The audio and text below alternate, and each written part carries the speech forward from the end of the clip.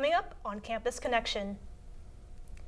How the annual Beach Street event encourages cyclists and walkers to get out and get moving. We check in to see how the Long Beach State men's volleyball team is preparing for the 2019 NCAA championship. And later, how some teachers were praised for their work ethics in the classroom.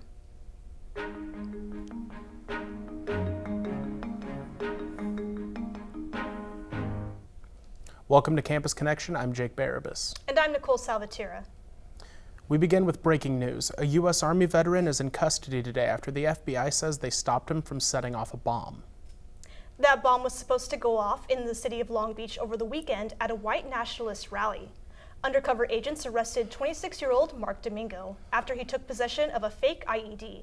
The FBI had been keeping a close watch on Domingo's online post, where he expressed support for violent jihad.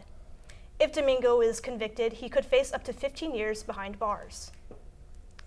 Bike riders rejoiced as the annual Beach Street shut down part of Pacific Avenue.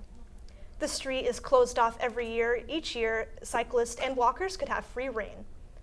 It's a chance for people to leave behind their cars and get active. The events take place at a different location each year.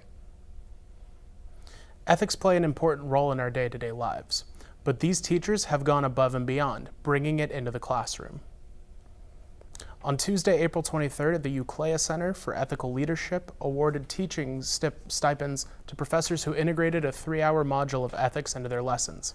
This year, 15 professors were awarded during the ceremony from various disciplines around the beach. The program has been in existence for 12 years, and it was the vision of the donor Louise Uclea that ethics are incorporated into all courses on campus. We need to prepare our students, who are the leaders of tomorrow, how to handle the ethical dilemmas that will inevitably arise in their careers. In fact, there is evidence that shows that as much as 90% of recent graduates encounter their first ethical dilemma in the first 2 years of employment after graduation. The event also featured some information from each awardee about ethics, with the highlight being a short speech from CSULB President Jane Connolly. To find out more, you can go to www.csulb.edu/Uclea Center. Food sustainability and climate change. These are some of the topics discussed at the annual State of the Environment Conference. Steve Zavala has more. This is really a question of we're just trying to save ourselves from this thing. Animated debates and engaging discussions highlighted the second annual State of the Environment Conference on Friday. The day-long event, co-organized by the Students' Sustainability Coalition and the Environmental Science and Policy Club, addressed current environmental policies and its role for sustainability. And they recognized a need in the school for an overarching hub to communicate environmental initiatives to the campus. The event featured panelists renowned in California for their work in environmental activism. From climate change to recycling, the speakers discussed a wide range of topics impacting today's environment and put forth their solutions to solve the issues. The theme for this year focused on food justice. The conference brought together organizations and advocacy groups with a common goal on addressing current environmental issues. I'm a lifelong environmentalist, and I'm here because I'm more interested now in sustainability, and I just wanted to hear the speakers. The conference provided those in attendance with a platform to discuss their ideas about food sustainability or any general environmental topic. Its goals centered on raising environmental awareness in the community. Just a big collaborative effort, just to get everyone involved and to get everyone here to do something and take action and inspire people to make a change. Student organizers are aiming to make the conference an annual event with the goal of bringing in more local groups and educating students on the importance of the future of the environment. Steve Zavala, Campus Connection. And coming up, we'll talk to the editor-in-chief of the Daily 49er and see what the biggest headlines of the week are. And why were Grove Beach gardeners told to clear out their plots? Jennifer Rodriguez has the answer. Hi, I'm Peter. There's nothing I love more than sharing vegetables with my friends. Come on in! Help yourself to anything. That's why we give our food the utmost respect it deserves. Did you know there are simple steps we can all take to help save food? You can cook it, store it, even share it. Just don't waste it. Because when it comes to food, better ate than never. To learn more, visit SaveTheFood.com.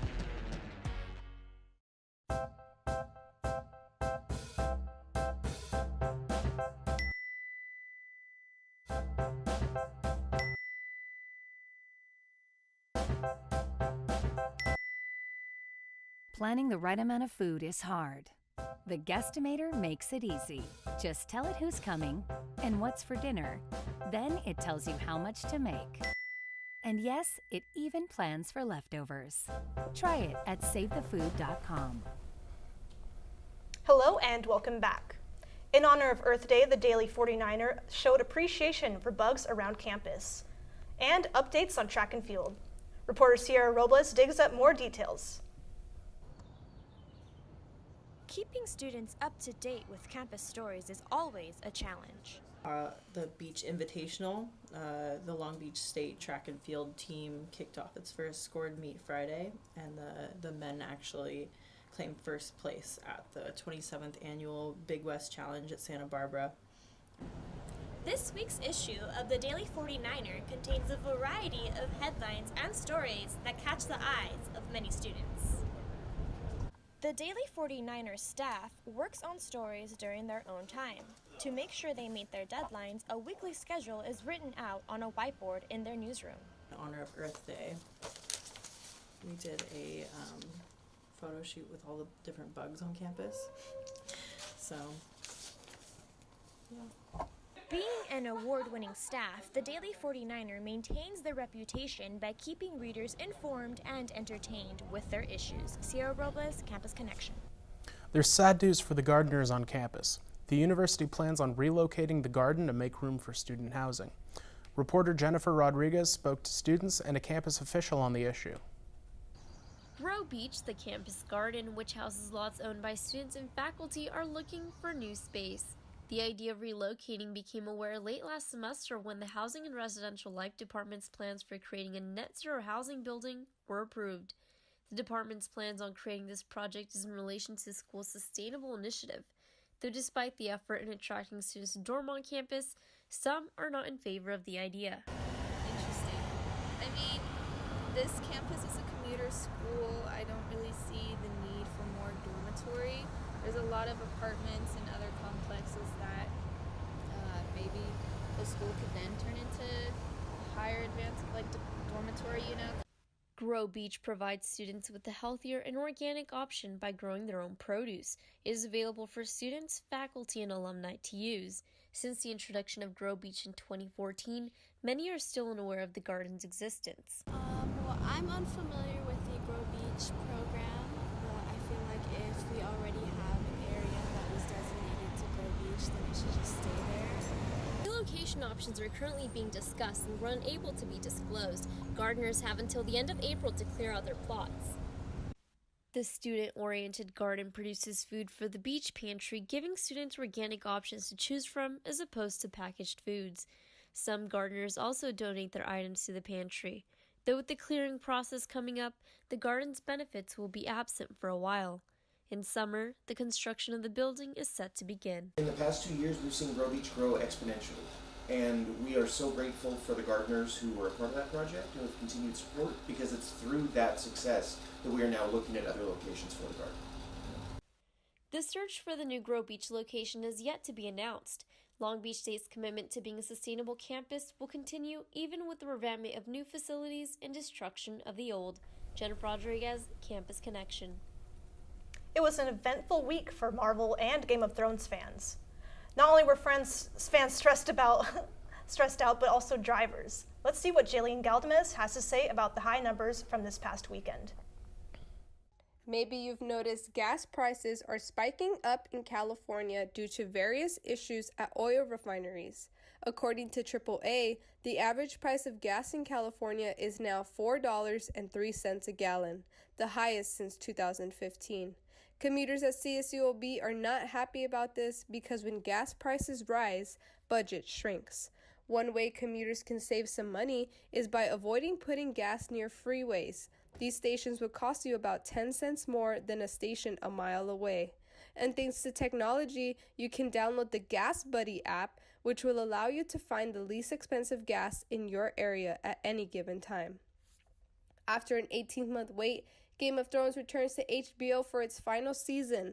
Fans gather each Sunday, whether it's in the comfort of their own homes, in bars, or even celebrity watch parties. Game of Thrones has been a popular show since 2011, and the cost for the final season was about $15 million per episode. But that budget was definitely worth it. The first episode brought in 17.4 million viewers. Tune in to HBO on Sunday night for its 4th episode. And if you aren't already keeping up with the quest for the throne, it's not too late. Catch all 8 seasons on HBOGo.com. Marvel fans showed up to theaters last Thursday for the release of Avengers Endgame. With a high budget of around $400 million, the film is expected to bring in lots of revenue, and it did. Endgame broke an all-time box office record on Thursday with $60 million and an opening weekend record of $1.2 billion worldwide. In North America alone, 4,600 theaters will be screening the film, so it's not too late to buy your tickets. Jaylene Galdemus, Campus Connection. After the break, this past week at Cal State Long Beach, Earth Week was celebrated by having a kickoff event where students could enjoy various activities. Also, as part of Earth Week, a mixer allowed students to enjoy a performance and learn more about the Green Generation and Sustainability Project. Hi, I'm Peter. There's nothing I love more than sharing vegetables with my friends. Come on in! Help yourself to anything. That's why we give our food the utmost respect it deserves. Did you know there are simple steps we can all take to help save food? You can cook it, store it, even share it. Just don't waste it. Because when it comes to food, better ate than never. To learn more, visit savethefood.com.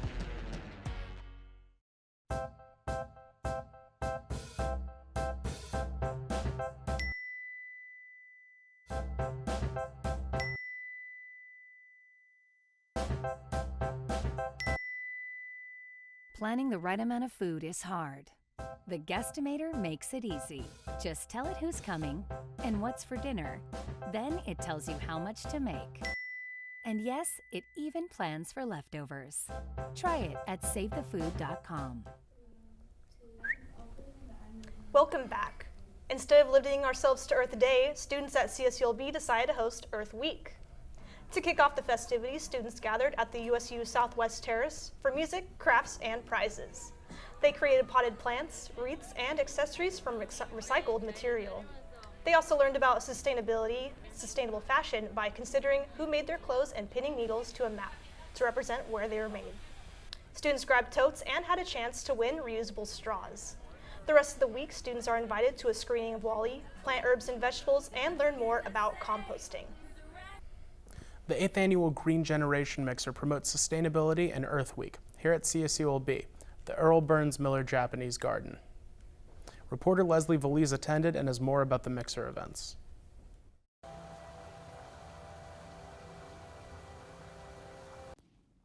The 2019 Green Generation Mixer and Sustainability Project Showcase began with a performance that spoke about how humans affect sustainability.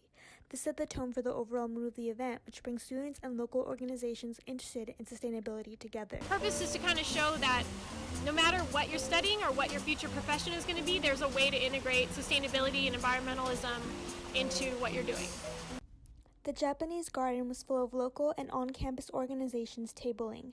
Attendees were encouraged to take photos of pamphlets and posters to prevent wasting paper. The Green Generation Mixer hopes to get local community members active and involved. Overall, the event was about having fun and networking. One such organization that was invited to the Green Generation Mixer is the Long Beach Grocery Co-op. The co-op is a community-owned grocery store that educates on how to be sustainable and healthy. It's a perfect event for this because you have college students who are so passionate about those values. Students, regardless of major, were invited to present projects based on sustainability. Junior Esmeralda Suarez asked local communities to take a survey on single-use plastics and offered alternatives such as using bamboo forks. As a society, we're really dependent on single-use plastics, so I feel that with this organization we're actually doing really good by promoting awareness. By the year 2050, there will be more plastic in the ocean than fish. The Green Generation Mixer brings awareness to these environmental problems and education on how to prevent them. Leslie Valise, Campus Connection. It's championship for the men's volleyball team. Zach Handy is at the Pyramid, where all the action is set to take place. I'm at the Walter Pyramid, home of the Long Beach State 49ers and home of this year's 2019 NCAA Men's Volleyball Championships. These 49ers took the trophy home last year, but now it's up to this year to defend home court and defend their title. Let's look in at practice this week. It's all focus and grit this week as the 49ers prepare to try and repeat as national champions. In order to raise the trophy this year, they must do so by winning on their own floor, a place where they haven't lost in 41 straight matches. Added pressure for most, but for senior Nick Amato, he says things are different. No. It's a different team, different year. You can't dwell in the past and have expectations because of the past. We're better than we were in the past, so we're just going to come out and play our style of volleyball, and we know that's the best style, and we're going to do our thing. Led by head coach Alan Knight, who has lifted the national championship for Long Beach State twice, once as a player in 1991, and last year for the second time as a coach, he reflects on what it would mean to lift it in front of their home fans. I think it'd be great. You know me well enough to say that I just want to lift it wherever we can, right? But there's going to be some people at this championship that maybe don't have the ability to get in person to other championships we have been in or maybe will be in. So being part of the Long Beach Nation, you want everyone to really feel a part of it. And if that meant that that potentially could happen and some people could experience that in person, that'd make me very proud.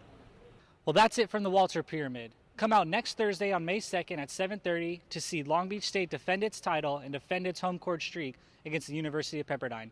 Campus Connection, I'm Zach Handy. Coming up, we will take a look at the Before I Die wall and students' aspirations before they leave this earth. You will not believe what some students wrote. Also, Dig Magazine held their first ever launch party for their summer issue. All this and more after the break.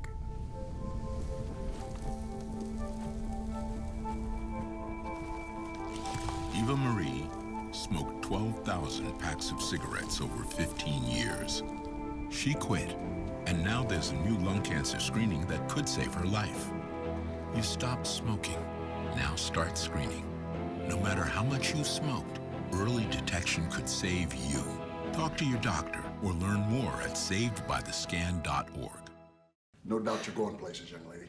Thank you.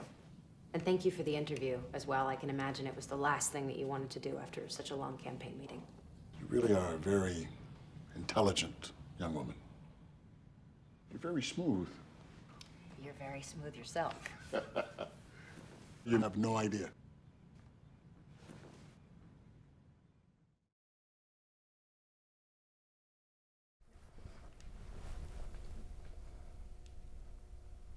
Welcome to our last segment of the day. The Before I Die wall made its way to Long Beach as part of an awareness campaign from the school's Center for Successful Aging. Students can use the hashtag #BeMyVoiceLongBeach to share the experience. Students chalked into a 3-panel wall their one aspiration for their lives. Take my parents to Antarctica, go skydiving, set foot on Mars. Just a few things students are looking forward to accomplishing during their lifetimes. For one student, she happily anticipates having a family of her own, whereas another young lady set a budget goal of being able to afford Starbucks coffee every day. The Before I Die wall began its imagination of Cindy Chang. She created the wall while grieving the death of a loved one in New Orleans. Cindy and her friend used the side of an abandoned house to create the wall. People around the world have been able to replicate the wall thousands and thousands of times. As for one in our campus, it completes its 2-day stay on April 23rd. Although the semester is winding down, CSULB has been keeping the fun alive through various events. Precious Jordan has more about these events that are provoking students a sense of calm before the storm of finals. That's right, guys. This past week was packed with a variety of enjoyable events on campus. In celebration of Earth Week, CSULB Sustainable Transportation hosted a trivia tournament for Earthlings in the Nugget. Participants competed in teams or on their own for a chance to win up to $200 to Sprouts. The participants answered trivia questions about the campus's ecosystem and the Earths in general while enjoying free meatless pizza. The event was all about gaining knowledge about our environment and having fun while doing so, but in the end, the team named LIFO the Party took home the prize. The CSULB Residence Hall Association hosted a fun-filled event for their on-campus residents this past Thursday. Residents showed up to the Los Alamitos lawn Thursday evening to unwind and mingle with other residents. Activities included painting on canvases, tie-dyeing t-shirts, and participating in a color war. This event was just one of many that the RHA puts on for their residents every semester. Dig Magazine held their first ever launch event for their summer issue. During this event, students had the chance to get free food and prizes. Reporter Sonia de los Santos gives us more details about the event. Dig Magazine had a free event at the Friendship Walk to introduce their first summer edition. We have some short stories about great places to get coffee in Long Beach, the best ice cream in Long Beach. We have feature stories about adopting pets. Students and staff who attended the Dig Into Summer launch event were able to enjoy tasty food from food trucks, enjoy fun activities. Students also had the opportunity to win free prizes and enjoy live music from the band Chase Petra. Dig Magazine launched their first ever launch party in order to introduce their summer issue. Students were able to receive a magazine and a goodie bag. Students were able to participate in multiple fun activities. During the Dig Into Summer launch party, students were encouraged to take plenty of photographs for social media using photo booths located throughout the event. Well, we're in Chase Petra. We're a local band from Long Beach, and our drummer classifies us as quarter-life crisis pop rock. Yeah. So it's just kind of, I don't know, indie rock with some pop and punk elements that we just talk about what it feels like to be a young adult. Once students visited 3 tables, they received a complimentary ice cream. Sonia de los Santos, Campus Connection. And that's all for entertainment this week. Back to you. Thank you, Precious. That was so much fun to watch. Cal State Long Beach hosted a weekend event titled Mapping Women's Writing in the 19th Century. Reporter Nick Tate tells us more about the panelists that attended from all over the world.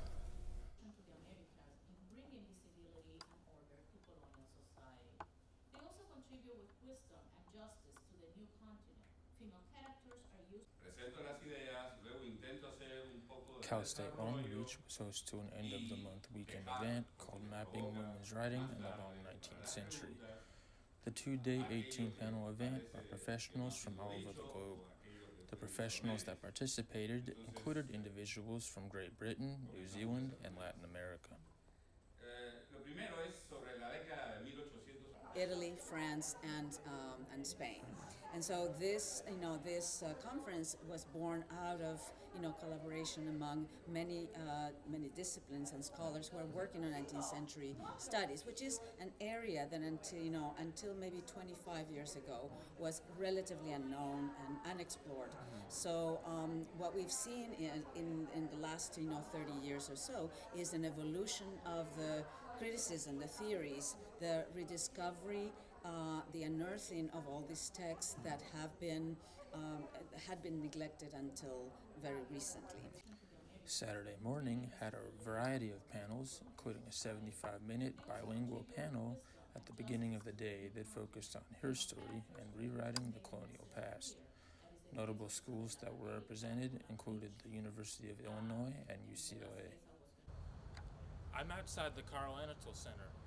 That was home to a literature writing event for the 10th year in a row.